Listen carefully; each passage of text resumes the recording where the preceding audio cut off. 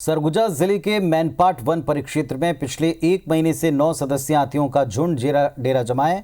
यहां भोजन की तलाश में 9 हाथियों के दल ने रिहायशी इलाकों में जमकर उत्पात मचा रखा है। हाथियों के उत्पात से परेशान ग्रामीण कड़कड़ाती ठंडी में भी रात गुजारते हैं, परिवार की सुरक्षा करते हैं। सुबह उठकर गांव वालों ने देखा कि हाथियों ने मकानों को तोड़ा है, अनाज को चट कर दिया। हाथियों के दल ने कुछ मकान और झोपड़ियों को तोड़ा है। वन विभाग के मुताबिक जिन ग्रामीणों का नुकसान हुआ उनकी भरपाई के लिए मुआवजा दिया जाएगा। वन विभाग ने IBS24 टीम को बताया कि ये दल रायगढ़ सीमा से लगे जंगल में चला जाता है दिन के वक्त और रात को सरगुजा जिले के मैनपाट के रिहायशी इलाकों में आता है।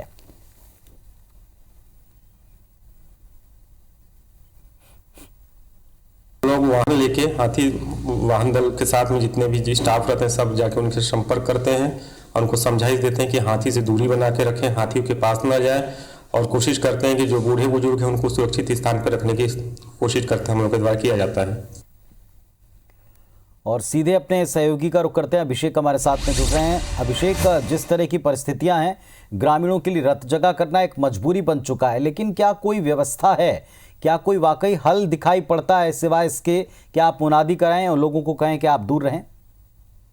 देखिए, वन विभाग के पास इसके अलावा कोई दूसरे उपाय नजर नहीं आते, क्योंकि जो हाथियों का दल है लगातार रिहायशी इलाकों में पहुंच रहा है। और सबसे बड़ी बात पुनीत जी कि जिस तरह से न सिर्फ हाथी जो है घरों में रखा हुआ सामान चट कर जा रहे हैं, इसके अलावा जो ग्रामीण है वो अपनी जान बचाकर भागने को मजबूर हैं। और जिस तरह से ठंड मैनपाट और सरगुजा में पड़ती है, उससे कड़कड़ाती जो ठंड रात है उसमें बाहर गुजारने को मजबूर है। ये तस्वीरें लगातार सामने आ रही है। पिछले 2 महीनों की बात करें तो करीब 1 दर्जन भर से ज्यादा जो घर है वो हाथी तोड़ चुके हैं। इसके अलावा जो फसलों के नुकसान के आंकड़े वो काफी ज्यादा हैं।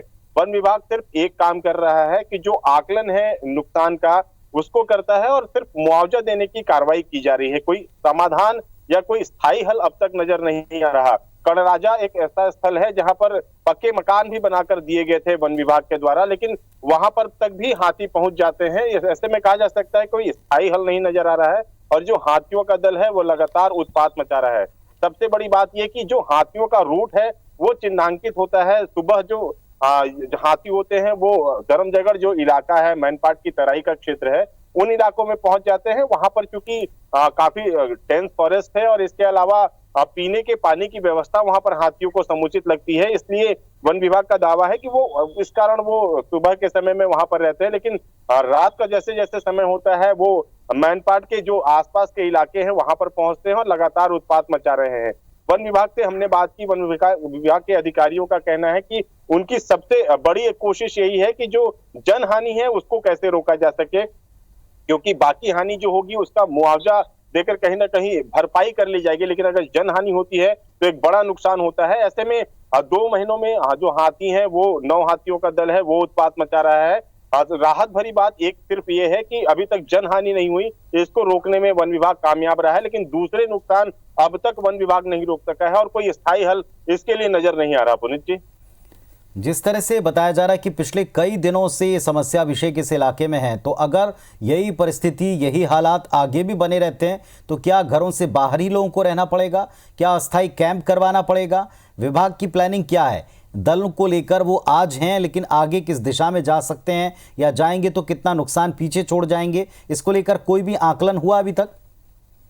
देखिए, न सिर्फ मैनपाट बल्कि जो सरगुजा पूरा संभाग है वो हाथियों के आतंक से थर्राया रहता है। फिर चाहे वो जसपुर की बात करें, कोरिया की बात करें, बलरामपुर की बात करें या फिर सरगुजा की बात करें, अभी जो उत्पात है वो मैनपाट इलाके में है। और एक निश्चित रूप से बड़ा सवाल यही है कि आखिर जब जो हाथी जो नुकसान पहुंचा रहे हैं उससे ग्रामीण जो है वो कहाँ रहेंगे। तो अभी तक जो वन विभाग का कहना है कि जब हाथी जिस ओर रुख करते हैं तो उनकी कोशिश रहती है कि जिस इलाके में हाथी मूवमेंट कर रहे हों उन इलाकों के घरों के खाली करा दिया जाए और जो लोग हैं उनको जो शासकीय मकान, पक्के के मकान होते हैं वहां पर एक साथ समूह में रखा जाए। लेकिन ये कोई स्थायी हल नजर नहीं आता पुनीत जी, क्योंकि जो हाथियों का मूवमेंट सरगुजा में कई सालों से रहा है और लगातार हाथी पहुंच रहे हैं, लोगों के घर को नुकसान पहुंचाते हैं, खेतों को नुकसान पहुंचाते हैं और एक तरह से इंसान और जो हाथियों का जो द्वंद है वो भी नजर आ रहा है, क्योंकि सरगुजा संभाग में 3 मादा हाथियों की मौत का एक बड़ा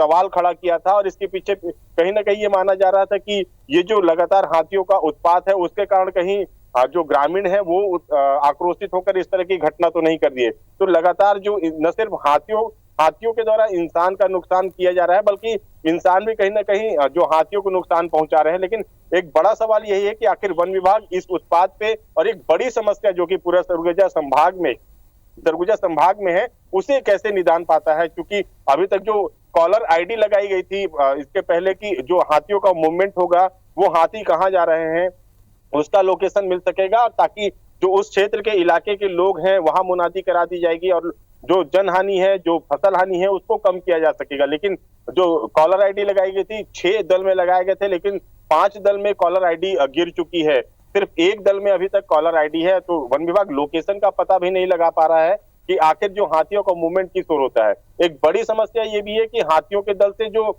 जो युवा हाथी है वो अलग रहता है और इसको वो ज्यादा उत्पात मचाता है, क्योंकि मस्क का पीरियड होता है तो हाथियों का दल जो युवा हाथी उसको बाहर निकाल लेता है। तो ये जो हाथी है वो काफी उत्पात मचाता है और सरगुजा संभाग में ऐसे हाथियों की संख्या करीब 5 से 6 हो गई है। तो निश्चित रूप से बड़े सवाल है वन विभाग के पास।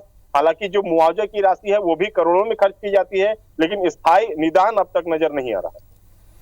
चलिए, तो ये स्थायी समाधान जब तक ना खोजा जाएगा तब तक इसी तरह के हालात पूरे संभाग में देखने को मिलेंगे, लेकिन कई वर्ष बीत गए, कोई स्थायी समाधान इसका निकलता दिखा नहीं। शुक्रिया अभिषेक आपका इस पूरी जानकारी के लिए, पूरे डिटेल के लिए।